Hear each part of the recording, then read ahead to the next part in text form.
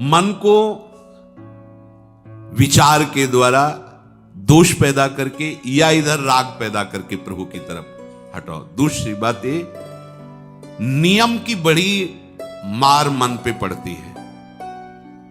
मन को मारने के लिए नियम का बहुत पालन करना जरूरी है। आप अपनी दिनचर्या ऐसी बनाएं, या गुरुजनों से जो पास हुई दिनचर्या, आपके पास प्रातः काल से शयन काल तक 1 मिनट भी खाली नहीं होना चाहिए। ये आप देख लो, जो अभी तक चर्चा हुई वो पूरे संसार में दोष दृष्टि करके भोगों के प्रति या प्रभु पे महत्व बुद्धि करके छोड़ दो, राग छोड़ो। वास्तविक कहीं सुख नहीं है। आप लोग देख लीजिए, विवेक से देख लीजिए, अभी तक सब वही करते रहे जन्म जन्मांतर। अब हमको मन की ये जो बलवान वृत्ति है, प्रमथन स्वभाव वाली वृत्ति है, इस पर अंकुश करना है। कैसे करना है? प्रातः काल जगने से लेकर शयन तक 1 मिनट भी आपका खाली नहीं होना चाहिए, आपकी दिनचर्या में होना चाहिए। नियमित दिनचर्या बनवा लीजिए या बना लीजिए अपने बड़ों से, अपने पूज्य जनों से पास हमारी ये दिनचर्या, जीवन में उसका उल्लंघन नहीं होना चाहिए। ऐसी दिनचर्या नहीं, कागज वाली दिनचर्या नहीं, आपकी वास्तविक दिनचर्या जो है वही होनी चाहिए। जिस समय जो आदेश हुआ है कार्य का, आपको उसी समय वही कार्य करना है। इससे मन तुम्हारा मरेगा, मन के अनुसार। यहां क्या है कि रोज सुनते, आज नहीं सुनेंगे सत्संग, क्या है सुबह तक, रोज वाणी पाठ में जाते नहीं जाएंगे, 6 बजे तक सो रहे हैं, शाम के रात्रि तक, या ये ठीक नहीं। चलो आज ऐसा कर लेते, नहीं ठीक नहीं, जो नियम दिया गया वैसे ही चलो। अगर नियम से चलोगे तो उससे लाभ क्या मिलेगा? एक तो परमानंद की तरफ बढ़ रहे हो, दूसरी बात आपका मन मरेगा। मन नियम से मरता है। इस मन का स्वभाव बदल जाएगा यदि आप नियमवर्ती बनोगे। नियमानुवर्तिता से मन आपके अधीन होगा। नियम बनाओ आप। नियम अगर आपने नहीं बनाया तो परमार्थ की चढ़ाई पर नहीं चढ़ सकते हो। परमार्थ में आज तक उसी को लाभ मिला है जो नियम से चला है। किसी ने पूछा किसी से कि क्या नियम है आपके, तो उनका हमारे संप्रदाय में तो नियम है ही नहीं। गजब की बात कह रही है। यहां का जो नेम है वो प्रेम से शासित है। प्राण चले जाएं पर वो नेम छोड़ सकते। देखो ना, मन क्रम वचन त्रिशुद्ध सकल मत, नेम नहीं है। जो अब कह रहे हैं उसी के अनुसार जीवन चलाना है। प्रियालाल के सुख का नेम, प्रियालाल के नाम जप का नेम। हमारे यहाँ कोई नियम है नहीं, मतलब खाओ पियो पड़े रहो केवल। आप समझो, समझ के बोलो, ऐसे किसी को मत बोलो। परमार्थ में आज तक जिसको भी लाभ मिला है नियम से चलने वाले को प्राप्त हुआ है। इष्ट आराधना में जो जो आपको नियम मिले हैं उनमें शिथिलता नहीं होनी चाहिए, और बहुत काल तक एक नियम में चलने वाले को सिद्धि प्राप्त हो जाती है। जिस स्थान पर, जिस आसन पर, जिस समय पर जो मंत्र जितना, वो नियम होना चाहिए। ऐसा नहीं कि आज 20 माला जप लिया तो कल 10 माला जप कर लिया तो 2 दिन जपा ही नहीं फिर आगे, ऐसे नहीं होता। एक नियमानुवर्तिता। 5 मिनट का भी अंतर आपके नियम में जब नहीं पड़ने लगेगा, नियमित नियत समय, यह संतों में देखा गया है। 6 बजे उठना, 6 बजे शयन, 6 बजे उनकी जो दिनचर्या, एक दिन अगर देख लो तो दूसरे दिन तुम कह सकते हो इस समय ये साधन कर रहे होंगे, क्योंकि उनका नियम है, वो वैसे ही मिलेगा। बड़े बड़े महापुरुषों में देखा गया। ये 2 बजे के जगने का समय तो मतलब जैसे लगभग विषयी पुरुष सब सोते हैं, ऐसे लगभग जो भगवत प्राप्ति की लगन वाले साधु 2 बजे जग जाते हैं सब। ये नहीं कोई आश्चर्य की बात नहीं है, हमने देखा है। गंगा के किनारे जैसे 2 बजे शुरू हो जाता है, कुआं से जल अर्चना और सब दिनचर्या, गंगा नहाने के लिए, फिर जाना, बाद यहीं से स्नान करके फिर बाद में गंगा स्नान करने जाना। जो अनियमित साधन करता है, यद्यपि साधन अविनाशी, पर मन मरेगा नहीं, मन अधीन नहीं होगा, ध्यान रखना। अनियमित, नियमित, आज 1 घंटे बैठे, कल 30 मिनट बैठे, परसों 10 मिनट और फिर आगे बैठे ही नहीं 2-4 दिन, बिल्कुल नहीं, ऐसा नहीं। चाहे 10 मिनट से शुरुआत करो तो 11 होना चाहिए, कभी 9 नहीं होना चाहिए। और बार बार दिनचर्या का परिवर्तन नहीं होना चाहिए,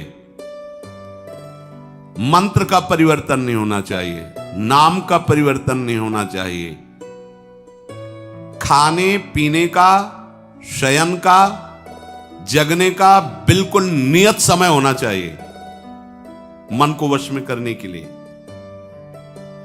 ये जो लोग ने कि जब जहां जैसे आया चिड़िया की तरह चुनते रहते हैं, कुछ लोगों को तो देखा है, यहां तो शासन है, सत्संग में भी बोतल खोली, एक घूंट ऐसे थोड़ी थोड़ी देर पर, अरे मर थोड़ी जाओगे, अमृत बरस रहा है, भगवत चर्चा को उसका पान करो। चिड़िया की तरह कभी ऐसे जेब में डाले, वो रंगीन पुड़ियों नहीं होती है, ऐसे थैली में निकाला, भुजिया चवा 2 पानी, ऐसे मर थोड़ी जाओगे। एक बार भोजन डाल दो, प्राण पोषण होता रहेगा, एक बार में से 2 बार से। इसके बाद ज्यादा ये नहीं होना चाहिए, थोड़ा ये पाया, थोड़ा वो पाया, थोड़ा प्रसाद में मिले प्रणाम कर लिया, जरा से चख लिया, रख लिया, और जब प्रसाद पाएंगे तब पा लिया। बार बार खान पान से भजन में विक्षेप पहुंचता है। अगर मन को मारना है, भगवत प्राप्ति करना है, तो खान पान का समय, शयन का समय, शयन का समय मानो आप 9 बजे से 2 बजे तक, 9 बजे आप सैया पर होना चाहिए। 2 बजे आप सैया छोड़ ही दो, नींद आई हो या ना आई हो, इससे कोई मतलब नहीं। नियम सो नियम, ये नहीं आज रात में नींद नहीं आई तो आज सो लेते, नहीं, उठो तुरंत। आपकी दिनचर्या, अपने लोगों ने अभ्यास जब किया ना, तो उसमें ये नहीं कि जग के विचार करना है कि उठना है। जे ही घड़ी पर दृष्टि गई, आज तक भगवत कृपा से कभी अलार्म नहीं लगाया, बचपन से लेके अभी तक। मिले ही नहीं घड़ी तो अलार्म क्या लगाए, गग्गा के लिए घड़ी लेके कौन घड़ी देगा, गरीब किसानों के। एक समय निश्चित, 5-10 मिनट के अंतर की बात नहीं कहते, तुरंत वस्त्र हटाओ, तुरंत। ये नहीं कि ओढ़ के ध्यान करेंगे, वो ध्यान नहीं होगा, वो सो जाओगे। वो पहले अगर सर्दी के समय हटा दिया, ऐसे खुले बैठो, ठंडी लगेगी। अब नाम जप करो जितनी देर तुम्हारा नियम हो, नहीं तो चलो अपना शौच स्नान पवित्रता, फिर उस शयन वाले आसन पे न बैठे। अगर फिर नहा धो करके बैठ जाओगे तो एक नींद पूरी और हो जाएगी उसमें। अब प्राय लोग यही करते ना कि पहले तो बोले नहाने धोने की जरूरत नहीं, नाम जप कर लेंगे, उसी में बैठे। ओढ़ के अगर बैठ गए तो सूर्य उदय हो गए, कितने नाम जपा उनको खुद पता नहीं, क्योंकि वो कम्बल की उसमें, या नहा के जल्दी से ओढ़ के बैठ गए फिर सो गए। ऐसे साधना नहीं होती है। स्नान करने के बाद फिर आसन में बैठ के बहुत साधारण वस्त्र, ऐसा नहीं कि खूब गरम गरम कम्बल ऐसे ओढ़, नहीं, ठंडी लगनी चाहिए, शांत बैठ, आंख खुली, ध्यान नहीं करना चाहिए, आंतरिक ध्यान करो। आंख मूंद ली ना तो सुषुप्ति में पहुंच जाओगे। ध्यान पूर्वक ऐसे, जैसे चातक स्वाति की बूंद को निहारता है। भागवत में आया कि कैसे सुनता होना चाहिए, वक्ता के प्रति चातक दृष्टि से देखते, एक एक शब्द श्रवण इंद्री से वो पान कर रहा है, ऐसे शांत एकदम देखते हुए ऐसे पान। श्रुता सोई परम सुजान, सुनत चित रति करे।